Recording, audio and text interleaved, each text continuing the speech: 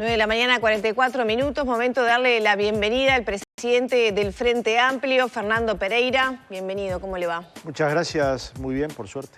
Bueno, horas intensas, ¿no? De reuniones, de valoraciones. El sábado se reunió con el presidente de la República. Ayer estuvo la reunión del secretariado con las dos bancadas del Frente Amplio, una conferencia de prensa posterior. ¿Cómo es el día después? O sea, ¿cómo comienza esta semana con todas esas valoraciones que hizo el Frente Amplio a propósito de las acciones que tomó el gobierno por las derivaciones del caso Marcet? Cuanto más problemas hay, más reflexivo hay que ser, ¿no? Y esto es una premisa que aprendí a los 25 años con Pepe de Lía. Cuanto más tensión hay, más tranquilidad espiritual y también colectiva hay que tener para laudar, porque es fácil sumarse a posiciones duras, pero que luego tienen como correlato debilidades de nuestra institucionalidad democrática que debemos preservar, con lo cual fueron horas complejas, pero de mucho análisis colectivo. Me refiero a que nosotros estuvimos reunidos el viernes, el sábado, el domingo y hoy vamos a estar reunidos en dos oportunidades, al mediodía y a la noche, para seguir evaluando una de las crisis políticas más importantes que ha tenido Uruguay postdemocrático. Yo no sé cuántas veces en el Uruguay han caído en un mismo día dos ministros, un subsecretario y un asesor directo del presidente. Muy pocas. Y además caen por cuestiones de apariencia delictiva de acuerdo a lo que determinó la fiscal. Y nos fuimos enterando de temas tan graves como que un ministro le dice a su subsecretaria que pierda el celular. Como que el presidente le pide a su asesor que convoque a dos subsecretarios para acordar qué decir ante Fiscalía o qué hacer ante Fiscalía cuando tenían una orden judicial. ¿Está la convicción de que eso fue así? No, ¿Que el presidente le pidió a la FLUF que eliminara ese documento? No, que eliminara no, que lo llamara a acordar. Y no pueden acordar nada, porque la justicia el 9 de noviembre determina que tienen que entregarle al Frente Amplio la totalidad de la documentación. No se puede acordar, hay que entregar. Si alguien llega al acuerdo, además, de eliminar, es decir, dicen que adelante de la FLUF eliminaron los WhatsApp, más H ya los tenía protocolizados y ya los había presentado. Cuando le dice que los va a presentar, que no tiene necesidad de presentarlo, pues ya lo hizo, la FLUF le dice volverlo a hacer porque lo rompí. Rompió un documento público. No minimicemos cosas. Yo entiendo que el presidente lo haga, pero la sociedad no puede minimizar hechos tan graves. No entiendo que el presidente lo haga. Pero será una estrategia comunicativa. Pero acá se rompieron documentos públicos, acá se alteraron pruebas, acá se juntaron 20 personas para acordar en la Casona del Prado mentirle al Senado. De hecho, le dijeron que era un jugador de fútbol, un productor de espectáculo, y estábamos ante uno de los principales narcotraficantes del sur de América. Entonces, la primera pregunta que hasta ahora nadie ha explicado, ¿por qué se le dio un pasaporte a un narcotraficante preso en Dubái por entrar con un pasaporte paraguayo falso? Nadie lo ha podido explicar. Bueno, el presidente dijo que no había otra alternativa. Pero no es verdad. Lo manda la ley. No es verdad. Todos los juristas que hemos consultado, yo no creo que nos quiera mentir de gusto. Había otra alternativa real, que era la del viaje único. Eso es verdad. Y hay otra alternativa. También es real que no había algo que impidiera entregarle el pasaporte. No había un hecho concreto. No tenía una causa abierta en nuestro país. Por ende, un ciudadano uruguayo... le manda un chat a la subsecretaria de otro ministerio diciendo tenemos un narcotraficante preso en Dubái. Claro, pero paralelas, Pereira. Tenemos un narcotraficante preso en Dubái. Sería terrible que quedara libre. ¿Usted tiene que mandarle un mensaje a la subsecretaria de Relaciones Exteriores o tiene que comunicarse con Interpol para ver si hay investigaciones? Lo que pasa es que ahí me parece que son dos vías paralelas. Me parece que por un lado Maciel estaba en averiguaciones sobre la detención de esta persona que era Marcet, que era un narcotraficante, y en paralelo, entiendo yo, sin conocimiento de causa, se estaba tramitando ese pasaporte. Entiende mal, porque... Que después H sí en un momento tendría que tener las dos vías de comunicación, tanto la del pasaporte como la de la información que se solicitaba. Si usted llega a la conclusión de que es peligroso y pesado y que es terrible que lo liberen, un decreto se elimina rápidamente o se modifica rápidamente. Y no necesitan ni convocar al Parlamento, lo resuelve el presidente del Consejo de Ministros. ¿Pero Maciel sabía que se estaba tramitando el pasaporte? Pero... Por eso digo las dos vías paralelas. Y ahí entiendo, por lo menos la interpretación personal que hago, es que al darse cuenta que se estaban confluyendo esas dos causas, la del pasaporte y la de la investigación por estar detenido con documentación falsa, allí es donde me parece empiezan los problemas. Los gobernantes no hablan entre sí, no conversan, no se pasan información, porque hubo anuncios de problemas desde quienes trabajan en los consulados de la zona. No es que no hubo. Hubo una constatación de Maciel que era un narcotraficante pesado y peligroso y que sería terrible que quedara libre. ¿Qué sabés de eso? ¿Qué sucedió entre qué sabés de eso y ese que lo liberaron? Que no se conoce. Y bueno, no se conoce ¿por qué? Porque el gobierno no ha hablado, no ha explicado. Ningún uruguayo sabe, pero cualquiera se imagina. La pregunta es, ¿vos le darías a un narcotraficante pesado y peligroso que está preso en Uruguay un pasaporte? Yo no. Y los estados tienen la posibilidad de no darlo. ¿Cómo? Los gobiernos tienen posibilidad de dar un aviso o no. Y a veces lo hacen tan arbitrariamente que cualquiera de nosotros se puede molestar, pero tienen el derecho. El otro día Gonzalo Pérez de Castillo lo explicaba bien en la tertulia del Espectador. Dice, le podrían haber dado un pasaporte con un solo destino, Uruguay. ¿Por qué tomaron la opción peor, que era darle el pasaporte por 10 años? Y del Frente ¿Por qué Amplio se lo dieron en un día? ¿Pero por qué dicen un día? Si los trámites empezaron en octubre y se los llegan en noviembre. Llegaron acá los trámites y el 24 pero el 25 estaba emitido. Usted sabe bien que se lo dieron en un día. Es más, no hay ningún precedente de alguien que esté en el exterior que se lo hayan dado en este tiempo. Ninguno, Quisieron colocar uno y después eran 3 o 4 días. Ninguno. No importa si le llamás... Para el Frente Amplio, ¿por qué pasó todo esto? ¿Por qué efectivamente se le dio y por qué se le dio en tiempos acotados? No sabemos. Si supiéramos, lo diríamos. Suponemos que la justicia, cuando llega a la conclusión de que hubo hechos con apariencia delictiva, empezará a investigar los por qué. Nosotros no tenemos ninguna presunción hoy de por qué. Lo que sabemos hoy es que hicieron un desastre desde el punto de vista normativo, desde el punto de vista de la decisión, desde el punto de vista de ocultarle al Parlamento la verdad y desde el punto de vista de intentar vulnerar una decisión de la justicia. ¿El narcotráfico ya llegó con su dinero al sistema político de Uruguay? Miren, mis compañeros que están hoy en el Frente Amplio dicen que Ugarteche hace muchos años les dijo que había una enorme posibilidad de que el narcotráfico se colocara en la política. Y que es más, él yendo al Parlamento se encontró con narcotraficantes entrando al Parlamento.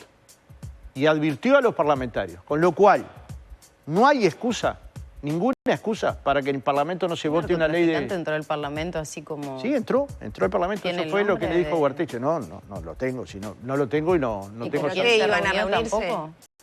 Sí se sabe con quién se reunió, pero no es... El hecho es que al Parlamento puede entrar cualquier persona con la intención de conversar con un parlamentario. En general, los parlamentarios no piden antecedentes de las personas, atienden. Esto no es parte del problema. El problema es que hay... Pero es gravísimo y por eso también lo que es gravísimo, pero no es la primera vez que... No es la primera vez preocupado por la suspicacia. No hay ninguna suspicacia. Que está teniendo el Frente Le estoy dando un informe que dio Ugarteche a la totalidad de los partidos. Esto no es ninguna suspicacia.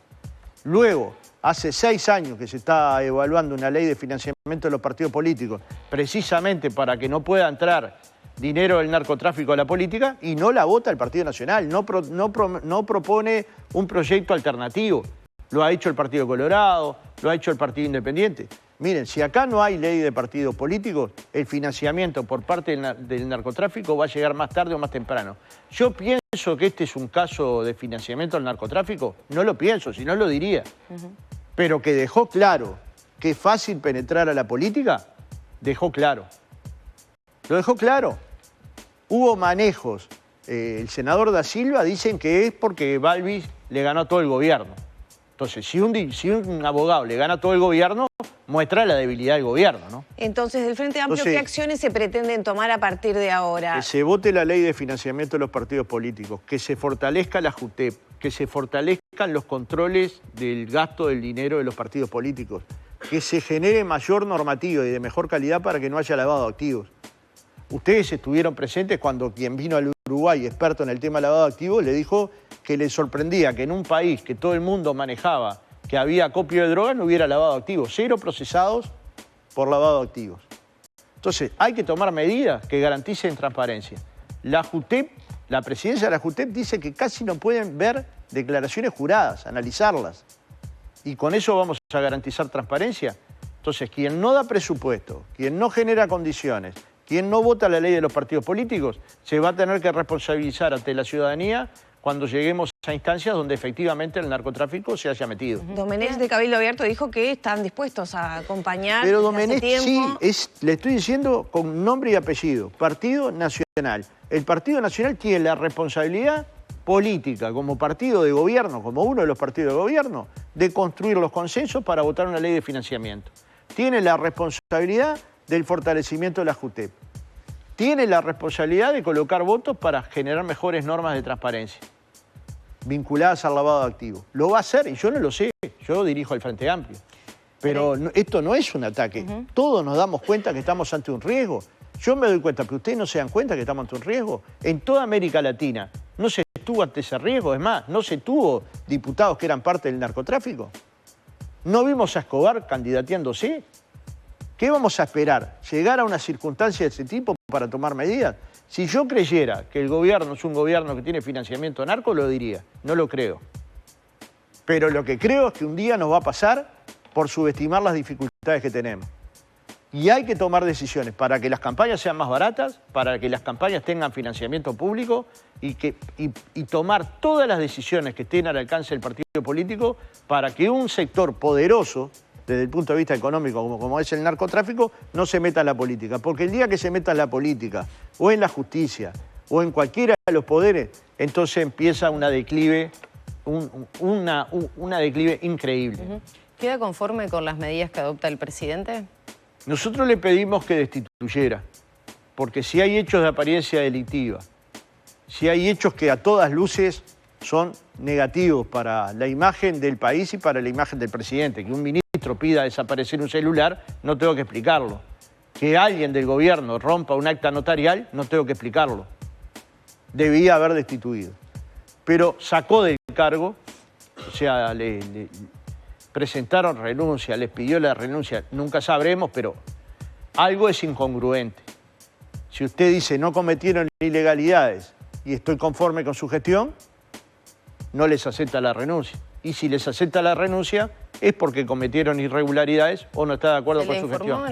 Y en algún momento le va a tener que explicar, ¿no? ¿Se le informó en la reunión que se iba a aceptar la renuncia de los ministros y subsecretarios? No, y me parece que estuvo bien, porque la respuesta se la tenía que dar a la ciudadanía, no al Frente Amplio.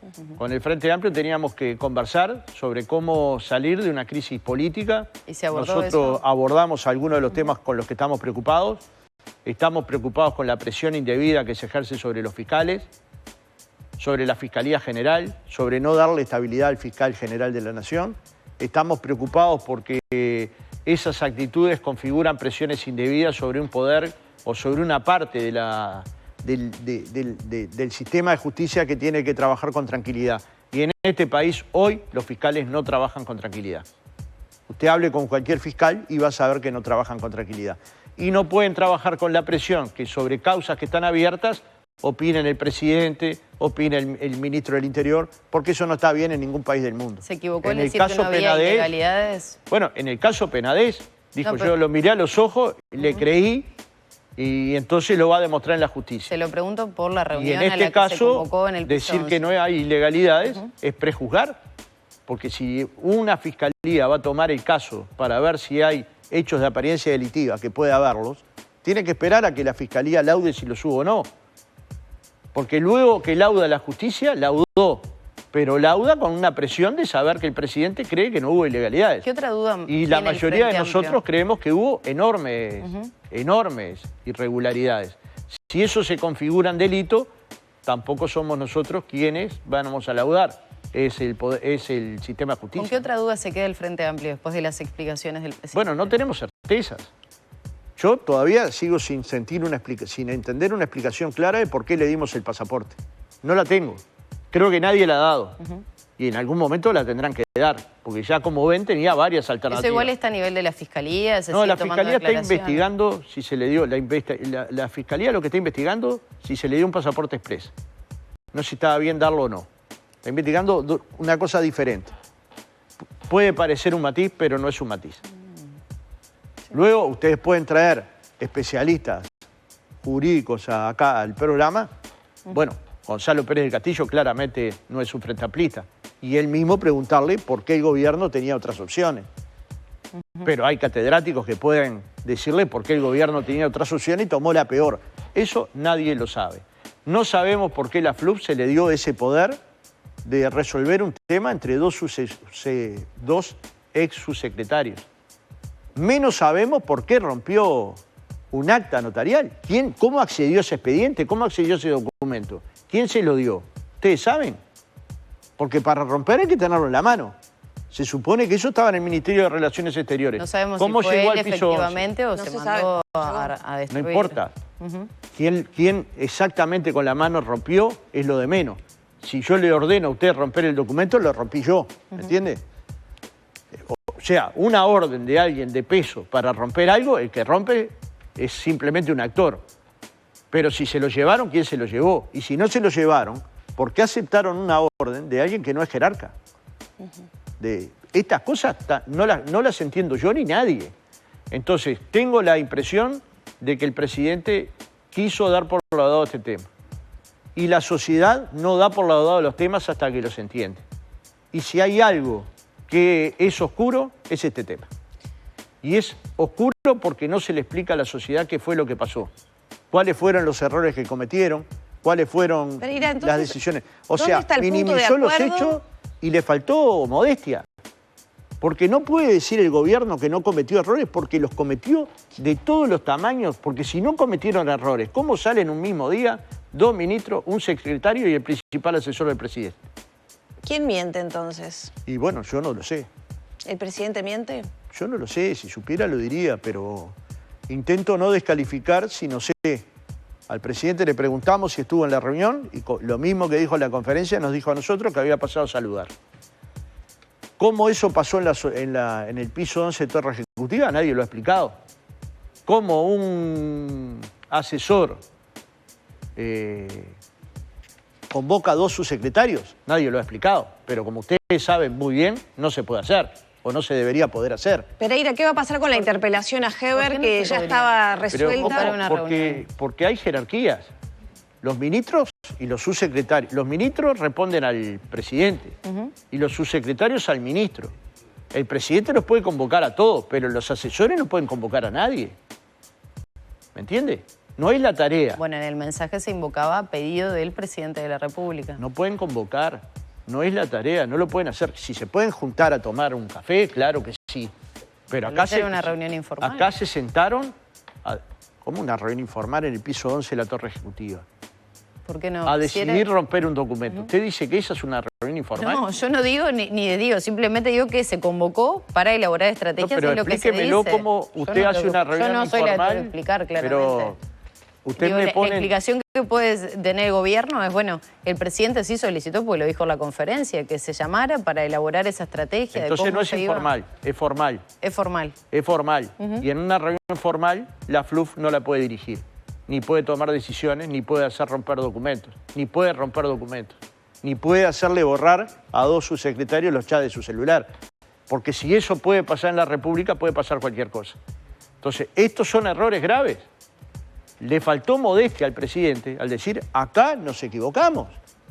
Como Pereira, se puede equivocar cualquier gobierno. En esa reunión que usted tuvo con el presidente a su llegada a los Estados Unidos, ¿dónde estuvo el punto de acuerdo entonces en esto que ustedes dicen de cuidar a las instituciones y accionar con reflexión y moderación? No sé si hubo acuerdo. El Frente Amplio resolvió por sí ante sí que primero está el país. Y como dijo Wilson Ferreira, al país todo, al gobierno lo que se merezca, lo que se merece. Y al país le vamos a dar todo, al cuidado institucional todo. La reflexión nos llevó a llegar a la conclusión de no colocar en nuestro menú de opciones la posibilidad de juicio político. Porque entendemos que no hay causa grave como para abrir un juicio. Pero también nos llevó a atrevernos a decir la verdad, a enfrentarnos con un gobierno que de nuestro punto de vista, desde que empezó hasta acá, casi cayeron el 60% de los ministros. Y nosotros sabemos que los ministros son fusibles, pero tantos fusibles se queman, ya no hay un problema de fusibles, hay un cortocircuito general. Ya tenemos que cerrar. ¿Qué va a pasar con la interpelación a...? Cuando hay un cortocircuito general, tiene que haber modestia, y no soberbia, modestia. ¿Qué iba a pasar con la interpelación a Heber, que estaba ya aprobada? Bueno, Heber ya ahora no va a ser Heber, ministro. por eso mismo le pregunto. Nosotros lo vamos a reevaluar y lo vamos a hacer con los tiempos que la política merita, no con los tiempos que Twitter nos pide. Twitter nos pide que vayamos a una velocidad que la política no debe ir. Y entiendo que muchas veces los políticos funcionan a esa velocidad y colocan Twitter a esa velocidad. Y lo que se necesita en momentos de crisis política y de gobierno es prudencia, es cuidar cada palabra, es tratar de no pasarse porque hay que cuidar la casa común. Claro, y la casa común es el país. Quedan explicaciones sin dar. Yo espero que el presidente en estas horas medite, en estas horas reflexione junto con su gabinete y explique lo que todavía no está explicado. Yo solo mencioné algunas cosas, soy consciente que estoy en un programa de televisión, pero si uno mira el cronograma del pasaporte de Marcet, dice, estos son todos los errores que no se deben de cometer cuando se está enfrente de un narcotráfico, de un narcotraficante. Entonces, si hay un manual de las cosas que no se deben de cometer, lo primero es que debemos haber aprendido. Pero si partimos de la base de que no hubo errores, entonces no aprendimos nada, o no aprendió nada el gobierno. La gente sí valora que hubo errores importantes, o por lo menos eso es lo que nos dice. Seguramente nos piden acciones más contundentes, más fuertes, pero los dirigentes políticos, como también me lo enseñó Pepe Delía, en los momentos de más tensión, tienen que decirle a la gente lo que hay que hacer, no lo que sienten, sino lo que realmente hay que hacer para proteger al país, para proteger la institucionalidad, para proteger la democracia, para proteger el modo de vida que queremos tener los uruguayos. Y no es poca cosa lo que está en juego, es el modo de vida, el modo de convivencia, la forma de interrelacionarnos entre los que pensamos distintos. Por eso el exceso nivel de prudencia y por eso nosotros